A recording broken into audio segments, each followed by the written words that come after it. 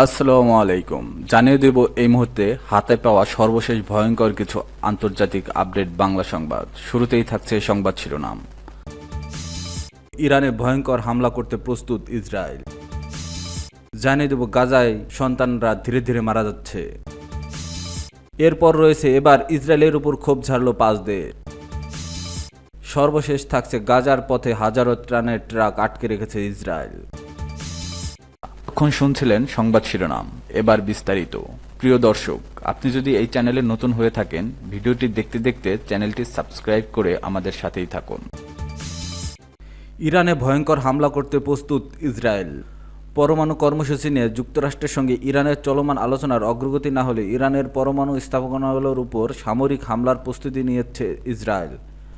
Axios জানিয়েছে, বিষয়টির সঙ্গে ঘনিষ্ঠ 2 ইসরায়েলি সূত্র এ তথ্য নিশ্চিত করেছে। সূত্র জানায়, ইসরায়েলি গোয়েন্দা বিশ্লেষণে সাম্প্রতিক সময়ে বড় ধরনের পরিবর্তন এসেছে। আগে আলোচনা সফল হওয়ার সম্ভাবনা থাকলেও এখন পরমাণু আলোচনা ভেঙে পড়ার আশঙ্কা করার হচ্ছে। সূত্র জানিয়েছে, ইসরায়েলি সেনাবাহিনী মনে করছে হামলার কার্যকর সুযোগ দ্রুতই বন্ধ হয়ে যেতে পারে, ফলে কূটনীতি ব্যর্থ হলে দ্রুত সিদ্ধান্ত নেওয়ার প্রয়োজন হবে। যদিও কেন দেরি করলে সফলতা কমে যাবে তা প্রকাশ করেননি তিনি। সিএনএনের একটি প্রতিবেদনের বরাত দিয়ে তারা বলেছে, ইসরায়েলের ইতিমধ্যে বিস্তৃত সামরিক মহড়া ও লজিস্টিক প্রস্তুতি শুরু করেছে। সূত্র জানিয়েছে, অনেক প্রশিক্ষণ হয়েছে এবং যুক্তরাষ্ট্র সবকিছু দেখছে ও বুঝছে। ইসরায়েল হামলার প্রস্তুতি নিচ্ছে, তবে অভিযান হবে না কোনো একক হামলা, বরং এটি হবে সপ্তাহব্যাপী জটিল সামরিক অভিযান, যার ফলে মধ্যপ্রাচ্যে ব্যাপক নিরাপত্তা ঝুঁকি তৈরি হতে পারে। এদিকে ইসরায়েলের প্রধানমন্ত্রী বেনিয়ামিন নেতানিয়াহু ইরান যুক্তরাষ্ট্রের আলোচনা ভেঙে পড়ার অপেক্ষায় আছেন। মার্কিন প্রেসিডেন্ট ডোনাল্ড ট্রাম্প আলোচনার হতাশ হয়ে ইসরায়েলের আক্রমণকে পরোক্ষ সম্মতি দিতে পারেন। এক মার্কিন কর্মকর্তা অ্যাক্সিওসকে বলেন, ইসরায়েলকে নিয়ে হোয়াইট হাউস উদ্বিগ্ন, কারণ নেতানিয়াহু ওয়াশিংটনের আনুষ্ঠানিক অনুমোদন ছাড়াই হামলা চালাতে পারেন। উল্লেখ্য, 5ম দফায় ইরান মার্কিন পরমাণু আলোচনা আগামীকাল শুক্রবার রোমে হওয়ার কথা রয়েছে। এর আগের দফায় হোয়াইট হাউসের দৃঢ় স্টিভ উইটকফ ইরান প্রতিনিধিকে একটি লিখিত প্রস্তাব দেন। এতে সামান্য আশা তৈরি করলেও বর্তমানে ইরানের ইউরেনিয়াম সমৃদ্ধকরণ ব্যবহৃত রাখার দাবিতে আলোচনা স্থবির হয়ে আছে। গাজার সন্তানরা ধীরে ধীরে মারা যাচ্ছে। গাজার উত্তরাঞ্চলের জাবালিয়ায় বসবাসরত মাহমুদ আল হাও 4 সন্তানের এই বাবা প্রতিদিন ধ্বংসস্তূপের মধ্য দিয়ে খাবারের খোঁজে বের হন। তিনি জানান, কখনো 1 প্লেট স্যুপ পান, আবার কখনো খালি হাতে ফিরতে হয়। তিনি বলেন, আমার মেয়ে অসুস্থ, তার জন্য কিছুই করতে পারছে না, এখানে রুটিও নেই, কিছু নেই। মাহমুদ আরও বলেন, গতকাল তো কিছুই ছিল না, আল্লাহর কাছে শুকরিয়া, আজও অন্তত কিছু আছে। মাহমুদ বলেন, আমাদের সন্তানরা ধীরে ধীরে মারা যাচ্ছে, আমি চাই সবাই আমাদের পাশে দাঁড়াক। গাজার বর্তমান পরিস্থিতি অত্যন্ত উদ্বেগজনক। জাতিসংঘের তথ্যমতে গাজার 90% শিশু খাদ্য সংকটে ভুগছে। শিশুরা ঠিকমতো খাবার পাচ্ছে না, যা তাদের শারীরিক ও মানসিক বিকাশে বাধা সৃষ্টি করছে। এছাড়া গাজার স্বাস্থ্য ব্যবস্থা ভেঙে পড়েছে এবং চিকিৎসা সেবা পাওয়া কঠিন হয়ে পড়েছে। আমাদের সন্তানরা ধীরে ধীরে মারা যাচ্ছে, আমি চাই সবাই আমাদের পাশে দাঁড়াক। গাজার এই মানবিক সংকটের মধ্যে মাহমুদ আল হাওয়ের মতো অসংখ্য পরিবার আল্লাহর উপর ভরসা রেখে প্রতিদিন বেঁচে থাকার সংগ্রাম করছে। এদিকে ইসরায়েলি অবরোধের মধ্যে গাজার প্রবেশ করা সামান্য কিছু ত্রাণের ট্রাককে সমুদ্রের এক ফোঁটা জল বলে আখ্যায়িত করছে জাতিসংঘের কর্মকর্তারা। তাদের মতে বর্তমানে সেই সহায়তা ঢুকছে তো মোটেই যথেষ্ট নয়। গাজার জন্য নির্ধারিত হাজার হাজার ত্রাণবাহী ট্রাক এখনও মিশরের সীমান্তে আটকে আছে। ভিডিও ফুটেজে দেখা গেছে লম্বা সারিতে দাঁড়িয়ে থাকা ট্রাকগুলো গাজার দিকে প্রবেশের অনুমতির অপেক্ষায় রয়েছে, কিন্তু ইসরায়েল এখনও অধিকাংশ ত্রাণ ট্রাক ঢুকতে দিচ্ছে না। ইসরায়েল 11 সপ্তাহের অবরোধ কিছুটা শিথিল করলেও বাস্তবে এই ত্রাণ প্রবেশের অনুমতি দেওয়া হচ্ছে না অত্যন্ত ধীরগতিতে।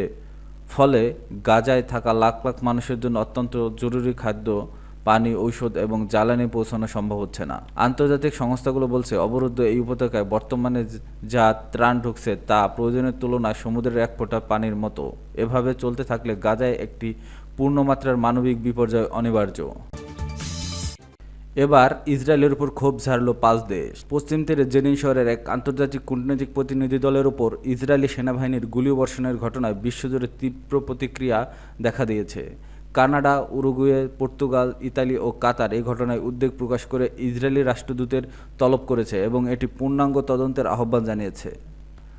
কানাডার পররাষ্ট্রমন্ত্রী অনিতা আনন্দ বলেছেন, আমি আমার কর্মকর্তাদের নির্দেশ দিয়েছি ইসরায়েলের রাষ্ট্রদূতকে ডেকে কানাডার গভীর উদ্বেগ জানাতে। আমরা একটি পূর্ণাঙ্গ তদন্ত এবং দায়িত্বের জবাবদিহিতা চাই। উল্লেখ্য যে ওই প্রতিনিধি দল 4 জন কানাডীয় কূটনীতিক ছিলেন। উরুগুয়ে, পর্তুগাল ও ইতালিও আলাদাভাবে ইসরায়েলি রাষ্ট্রদূতের তলব করে ঘটনার বিস্তারিত আখ্যা চেয়েছে। পর্তুগালের পররাষ্ট্র মন্ত্রণালয় জানিয়েছে, এই ঘটনা আন্তর্জাতিক আইন লঙ্ঘনের ইঙ্গিত দেয়। এদিকে কাতার এই ঘটনাকে খোলামেলা আন্তর্জাতিক আইন ও কূটনৈতিক নিয়ম লঙ্ঘন বলে অভিহিত করেছেন এবং আন্তর্জাতিক সম্প্রদায়কে ইসরায়েলের বিরুদ্ধে ব্যবস্থা নিতে আহ্বান জানিয়েছে। ইসরায়েলি সেনাবাহিনী জানিয়েছে, তারা সতর্কতামূলক গুলি চালিয়েছে, তবে এ ব্যাখ্যায় সন্তুষ্ট নয় আন্তর্জাতিক সম্প্রদায়। ইউরোপীয় ইউনিয়নের পররাষ্ট্রনীতি প্রধান কালাস এই ঘটনার দায়িত্বের জবাবদিহি আওতায় আনার আহ্বান জানিয়েছেন। গাজার পথে হাজার ট্রাকের ত্রাণ আটকে রেখেছে ইসরায়েল। গাজার জন্য নির্ধারিত হাজার হাজার ত্রাণবাহী ট্রাক এখনও মিশরের সীমান্তে আটকে আছে। ভিডিও ফুটেজে দেখা গেছে লম্বা সারিতে দাঁড়িয়ে থাকা ট্রাকগুলো গাজার দিকে প্রবেশের অনুমতির অপেক্ষায় রয়েছে, কিন্তু ইসরায়েল এখন অধিকাংশ ত্রাণ ট্রাক ঢুকতে দিচ্ছে না।